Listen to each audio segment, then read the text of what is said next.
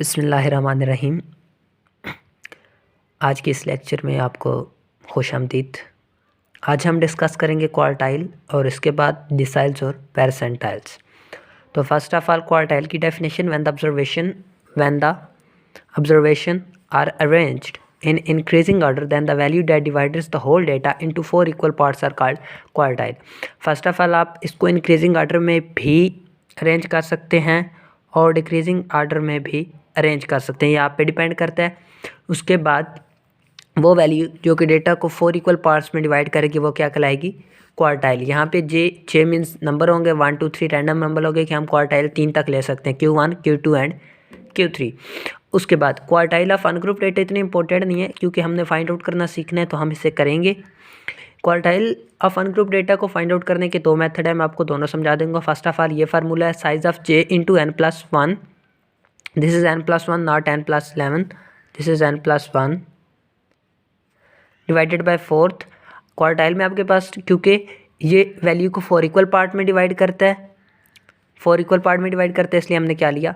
Fourth observation. अब आपके पास उसने क्वेश्चन दिया है, calculate Q1 and Q3 of following data 45 32 37 46। First of all हम इसे क्या करेंगे? अरेंज करेंगे। मैंने इसे इंक्रीजिंग ऑर्डर में अरेंज किया। अरेंज करने के बाद फार्मूला अप्लाई करेंगे। अब आपके पास Q1 में J क्या होगा? 1, Q3 में J क्या होगा? 3।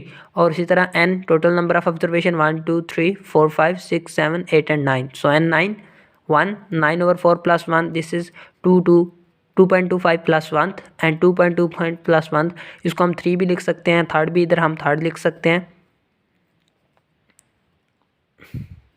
सो यहाँ पे से थर्ड ऑब्जर्वेशन देखें तो 36। So this is 36। उसके बाद क्वार्टाइल ऑफ अनग्रुप डेटा में आप इसे एक और तरीके से भी फाइंड आउट कर सकते हैं। और तरीका आपके सामने है। आपके पास कोई भी वैल्यूज़ गिवन है, ये वैल्यूज़ गिवन है।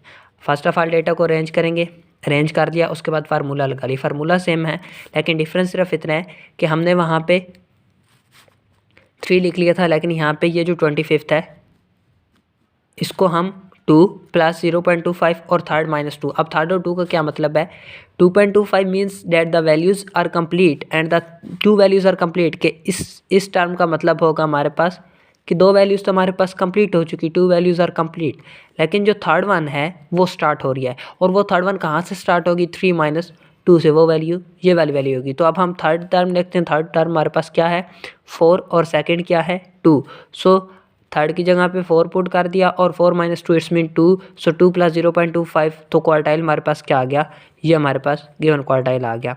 इसी तरह अगर हम इसी का थर्ड क्वार्टाइल फाइंड आउट करना है तो पहले फर्स्ट ऑफ ऑल वैल्यूज़ को अरेंज कर लिया, मैंने ये अरेंज करके लिख दी। उसके बाद 3 क्वार्टाइल 3 फाइंड आउट करने तो J की जगह पे 3, total number n 8 + 1। So this is 6.75। अब इसी तरह यहाँ पे भी सेम आएगा कि क्योंकि 2 वैल्यूज़ तो हमारे पास ये वाली वैल्यूज़ कंप्लीट हो चुकी, लेकिन थर्ड वन स्टार्ट होगी। और थर्ड वन कहाँ से स्टार्ट होगी?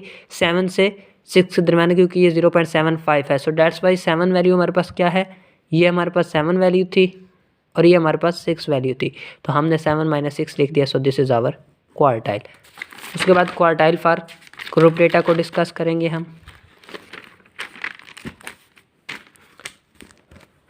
क्वार्टाइल फॉर ग्रुप डेटा के लिए हम बिल्कुल मीडियन वाला फार्मूला यूज़ करेंगे, लेकिन डिफरेंस सिर्फ इतना हो कि जहाँ हम वहाँ पे n/2 लिखते थे, यहाँ पे क्या आएगा? n/4 आएगा। और अगर हमें फर्स्ट क्वार्टाइल फाइंड करना है तो 1 n/4, अगर सेकंड तो 2 और अगर थर्ड है तो 3 n/4 हम ये यूज़ करेंगे। सो ये आपके पास फार्मूले मैंने लिख दिए तीनों के। उसके बाद हम एक क्वेश्चन देखते हैं और आप ये याद रखेंगे क्वार्टाइल में हम क्लास बाउंड्रीज यूज़ करेंगे। मैंने ये क्लास लिमिट्स गिवन थी उससे क्लास बाउंड्री से बनाई, क्योंकि जस्ट लाइक मीडियन में हमें क्लास बाउंड्रीज की ज़रूरत होती थी। अगर क्लास लिमिट्स गिवन होती थी तो हम उससे क्लास बाउंड्रीज बनाते थे। इसी तरह हम क्वार्टाइल में भी क्लास लिमिट से क्लास बाउंड्रीज बनाएंगे। क्लास बाउंड्रीज कैसे बनाते हैं? लोअर वैल्यू में से 0.5 कम करके अपर वैल्यू में 0.5 ऐड कर देते हैं। जैसे लाइक 10 में से 0.5 कम किया तो 9.5 और 19 में 0.5 ऐड किया तो 19.5। उसके बाद ये फ्रीक्वेंसी गिवन थी, कम्युलेटिव फ्रीक्वेंसी आपको पिछले लेक्चर में भी हम बना चुके हैं, ये 1 सेम रहेगा। उसके बाद ये सेकंड वन पहले में ऐड करते हैं तो 1 + 2 3, 3 + 3 6, 6 + 6 12, 12 + 10 22, 22 + 3 25, 25 + 2 27, 27 + 1 28। इनकी जो लास्ट वैल्यू होती है और इस फ्रीक्वेंसी का सम सेम होते हैं। आप इन्हें ऐड करके देख लें, अगर आपकी लास्ट वैल्यू आए तो आपके दोनों कॉलम ठीक होंगे।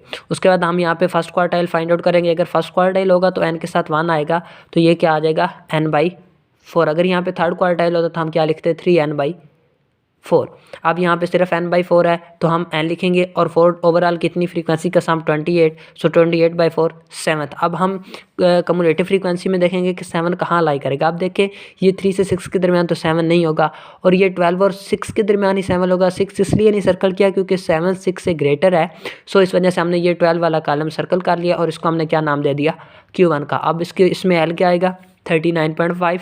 H हमारे पास कॉमन डिफरेंस होता है क्लास बाउंड्रीज का, तो वो क्या है 10। उसके बाद फ्रीक्वेंसी इसकी कितनी है 6, और कम्युलेटिव फ्रीक्वेंसी पिछले लेक्चर में भी हम मॉड वाले में पढ़ चुके हैं कि कम्युलेटिव फ्रीक्वेंसी जो कॉलम की फ्रीक्वेंसी होती है उससे एक स्टेप ऊपर यानी कि 6। तो कम्युलेटिव फ्रीक्वेंसी 6 वैल्यूज पुट करके आप आंसर निकाल सकते हैं।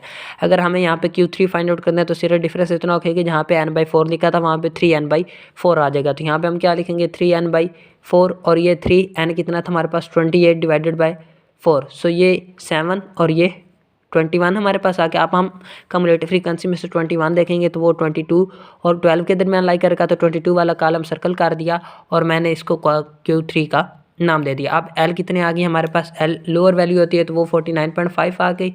उसके बाद फ्रीक्वेंसी कितनी आ गई 10, और कम्युलेटिव फ्रीक्वेंसी गिवन कॉलम की फ्रीक्वेंसी से एक स्टेप ऊपर जाते तो वो कितनी आ गई 12। अब ये वाली वैल्यूज हमने पुट करके आंसर निकालिया। तो ये आपका छोटा सा टॉपिक था क्वार्टाइल का। इसके बाद हम डिसाइल पर असाइंटाइल करेंगे और उसके बाद हम चलेंगे क्वार्टाइल डेविएशन रेंज वेरिएशन के बाद। अगर आपका कोई भी सवाल हो तो कमेंट में मेंशन कर दे। चैनल को सब्सक्राइब करना मत भूलें।